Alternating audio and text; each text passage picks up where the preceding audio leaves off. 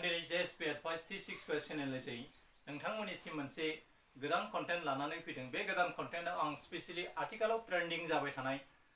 मोनसे खोब इन्टारेस्टिं लाभ स्टोरीनि सायाव बेस खालामनानै सावरायनो नाजानाय जागोन। आं बावहाय बे कन्टेन्टआव स्पेशली जोंनि बर' आइजोफ्रा थाखा फैसानि लालच लुबैथि दिन्थिनानै माब्रै गुबुन हारिनि मानसिफोरजों थगायजानानै दिनै माखासे सेक्सननि मानसिया जुलि जादों आरो माखासे सेक्सननि मानसिया कलगाल महरै दिल्ली मुम्बाइ बायदिसिनायाव फानजाहैदों। बेफोरनि काहानिखौ गोबाङानो आथिखालाव मिथियो। जोंनि बर' आइजोफोरनि गोसो गोरबोआ खोब गेबें आरो बिसोरो एसे अननाय होब्लानो बिसोरनि गोसोआ आवलिलाङो। नाथाय गुबुन असमिया बा मुस्लिम कमिउनिटिनि सुबुंनि मानसिफ्रा एसेबां इजियाव सोरबा सेंग्रानि अननायाव थगायजाया आरो बिसोरो दाब दाब जायगायाव लांखारनानै बिसोरनि जिउआ सिलिंखार जानायखौ जों खम बिसाननि नुनो मोनो। नाथाय जोङो अखानायबानो ससियेल मिडियायाव इउटुबाव जोङो बेखेवनानै नायोब्ला नुनो मोनो गोबां बर' आइजोफ्रानो सोरजोंबा खारफालांनानै सोरजोंबा हमजाहैनाय बा सोरबा आलाय सिलाय जानाय, सोरबा फिसायजों गारजानाय आरो सोरबाया हौवा गोनांखा मानसिजोंनो थांफानानै आलाय सिलाय जानाय जाथायफोरखौ जोङो नुबाय थायो। आरो गोबां बर' मेलेमजिबिफ्रा सानो जोंनि बर' आइजोफ्रा दिनै मानो गुबुन माहारिनि मुसुखा फुथुलाफोर बादि जानानै बिसोरनि आखाइ मोजोमाव दिनै मानो मोसाबाय थानो गोनां जादों। आरो नर्थ इस्टार्न रिजनाव मानो साफ्रोमबो मानसियानो जोंनि बर' आइजोफोरखौल' टारगेट खालामो आरो बिसोरखौ मानो बिसोरनि अननाय मोजां मोननायाव खोलैनानै बिसोरखौ माया जेयाव लांनानै बिसोरखौ दिनै दाब दाब जायगायाव लांखारनानै सोरखौबा स्टार होयो, सोरखौबा एन्जयमेन्ट लानानै सा ससेयावनो आलाय सिलाय खालामो आरो सोरखौबा हटेल रेस्टुरेन्टफोराव बान्दि महरै फानहैनायखौ जों नुनो मोनो। नाथाय बेयो माब्रै जायो आरो मानो जानो मोनो बिनि गुदि जाहोनखौबो जों संनो रोंनांगोन। बिनि गुबै जाहोनानो जाहैबाय जोंनि बर' कमिउनिटिनि मानसिफ्रा जाबादि लाइफ स्टाइल खालामनांगौ धोन दौलतफोर थानो नांगौ बेफोर धोन दौलतआ गैया आरो जोङो बांसिनानो गोरिब थाखोनि सुबुं, जायनि जाहोनाव एसेला थाखा फैसा मोनब्लानो बिसोरनि गोसोफ्रा आवलिलाङो, जायनि जाहोनाव बिसोरो मालाय माहारिनि अननायखौ नंगुबै साननानै थांनानै सा ससेयाव आलाय सिलाय जानो गोनां जायो। आंगोआ अराय आंगोखा, बियो सिखावानो जा डकाइतानो जा बे गावनि माहारिनि फारसे अननाय थायो। नाथाय गुबुन माहारिनि मानसिया गुबुन माहारिनि मानसिनि सायाव एफाबां मानि अननाय थाया। बिसोरो गावनि खांखुवा आखुखौ फोलोमनो थाखाय सा ससेयावल' जोंनि बर' आइजोफोरखौ अनो आरो गावनि गांहाबनाय देहा सोलेरखौ सुफुंनायनि इयुनाव बिसोरो गस्ला गामसाफोर बादि ज्राब गारनानै फैयो, जायनि जाहोनाव जोंनि बर' आइजोफ्रा गोबां जायगायावनो आलाय सिलायखौ जानायखौ जों नुनो मोनदों। नाथाय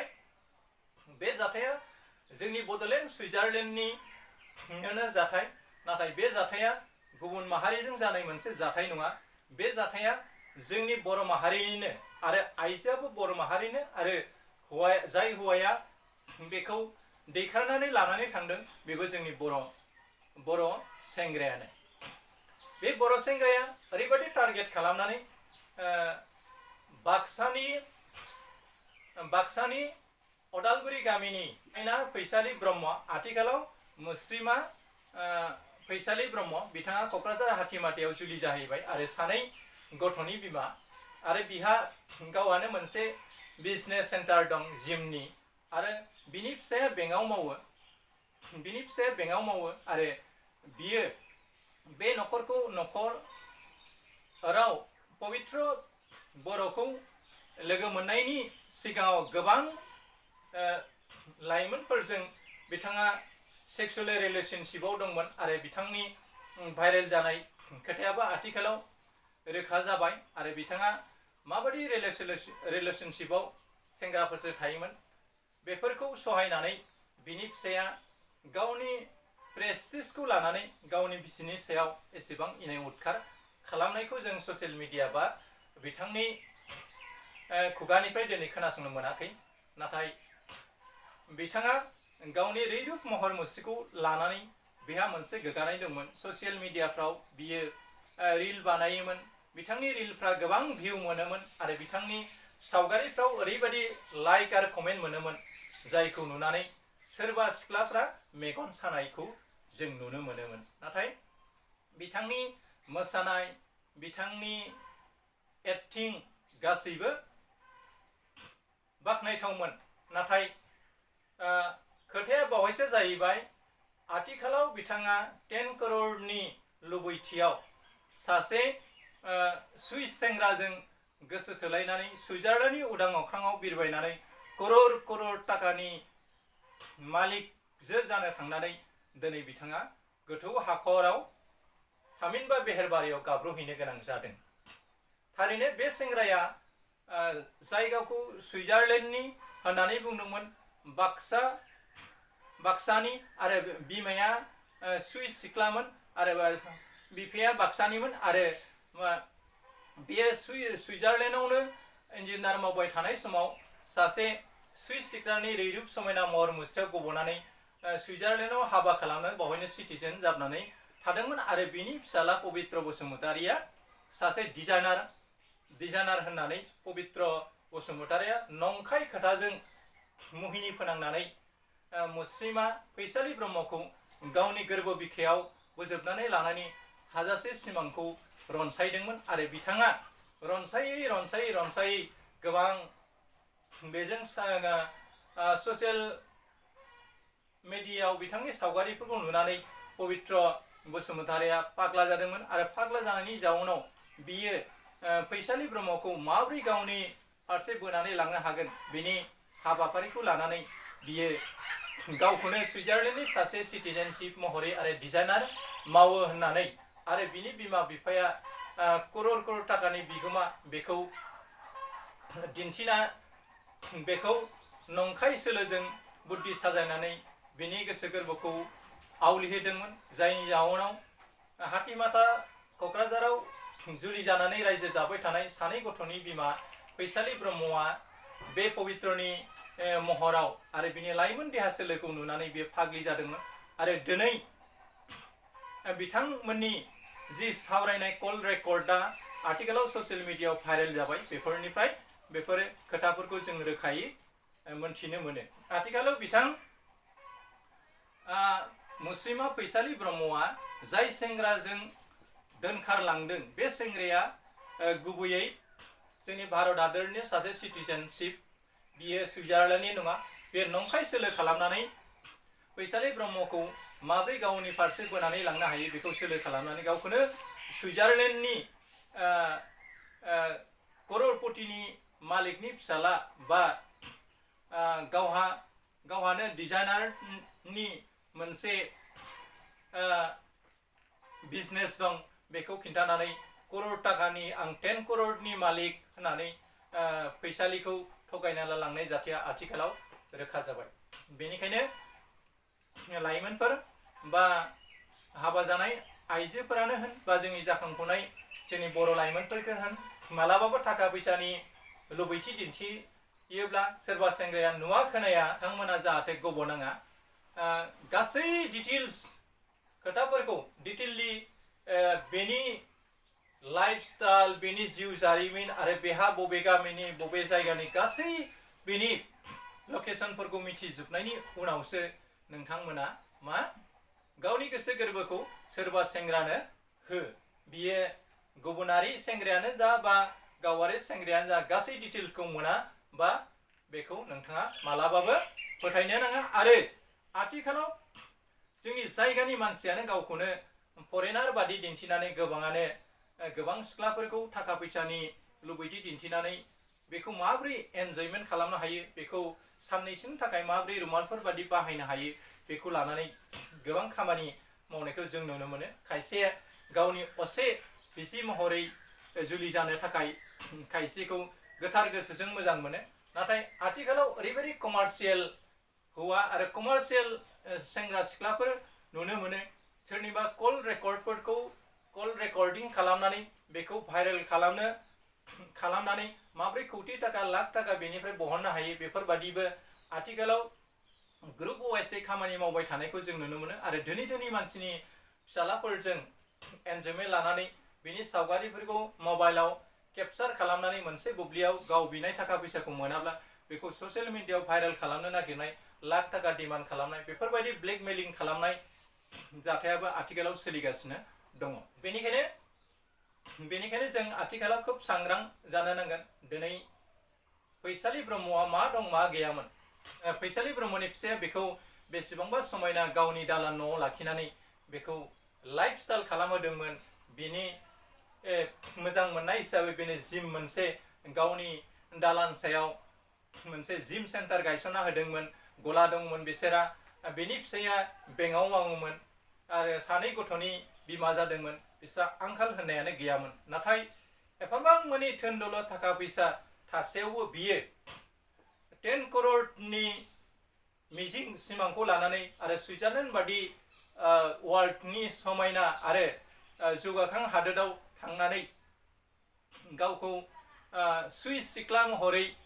सुइस आइजो महरै दिन्थिनो नाजानायनि जि सिमां, बे सिमांखौ लानानै बियो पबित्र बसुमतारी मुंनि सासे सिकिउरिटिखौनो सुइजारलेण्डनि सासे सिटिजेनशिप नंनानै बिनि गोदै खोथायाव बियो गबोदोंमोन। नाथाय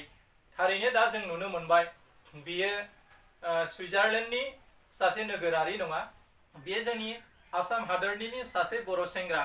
जाय सेंग्राया गवायाव सिकिउरिटि थाहैयो आरो बिनि डिटेल्सफोरखौ आथिखालाव गासैखौबो जों नुनो मोनबाय। नाथाय मुस्लिमा फैसालि ब्रह्मआ बिथां पबित्र बसुमतारीनि आबुं डिटेलखौ दिहुनाबासिनो बे पबित्र बर'नाव गुबैयै 10 करोड़ थाखाया दंना गैयामोन आरो बिनि बेंक बेलेन्स आरो बेंक बेलेन्सखौ माबोरै चेकआप खालामनांगौ बा बे पबित्र बर'निफ्राय माबोरै बेनि थाखा फैसाखौ बा बेनाव बेसेबां रां थुबिल दं बेखौ माबोरै मिथिनो हायो। आथिखालाव गोबां लामा थासेयावबो बियो जाम्बि महरै पबित्र बसुमतारीजों थगायजानानै दिनै गवायाव बियो दैखारनानै लानानै थांजाबाय। आथिखालाव बिनि फिसाया बिसिनि बेबादि आखलखौ साननानै आरो 2 गथ'नि इयुनखौ साननानै बिनि फिसाया दिनै प्रेसार स्ट्रक जानानै जाबादि थासारि हालोदाव दङ, बे खोब दुखुनांथाव खोथा। मानोना बिनि फिसाया दा बे 2 गथ'खौ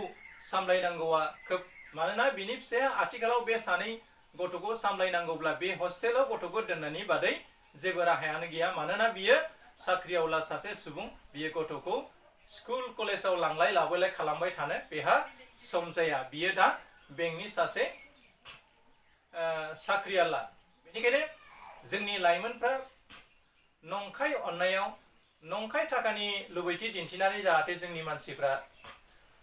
रावजोंबो थगायजाया, बेखौ नोजोर होनानै साफ्रोमबो जोंनि बर' आइजोफ्रा खामानि मावनायनि गोनांथि दङ। नङाब्ला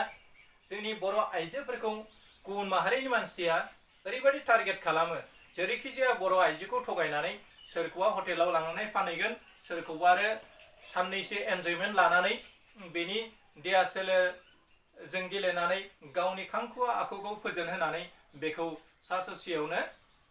गारनानै थांगोन। बेफोरबायदि जानाय जाथाय जोंनि बर' आइजोफोरनि गेजेरावल' गोबांखौनो जों नुनो मोनो। नाथाय जोंनि बर' आइजोफ्रा आथिखालनि डिजिटेल जुगाव मानो एफाबां मानि थगायजायो, मानो एफाबां मानि थाखा फैसा आरो नंखाय अननायाव गबयो, बियो जों साननो लागा। नाथाय मुस्लिम आरो जोंनि साखाथियावनो थानाय भुटान हादोरनि सोरबा आइजोखौ सोरबा सेंग्राजों दोनखारलांनानै आलाय सिलाय जानाय, बा जापाननि आरो गुबुन हादोरनि मानसिफोरखौ, आइजोफोरखौ बिदि थगायजानानै बेफोरबादि जाथाय जानाय जों नुयो नामा? दा जोंनि नसुङावनो थानाय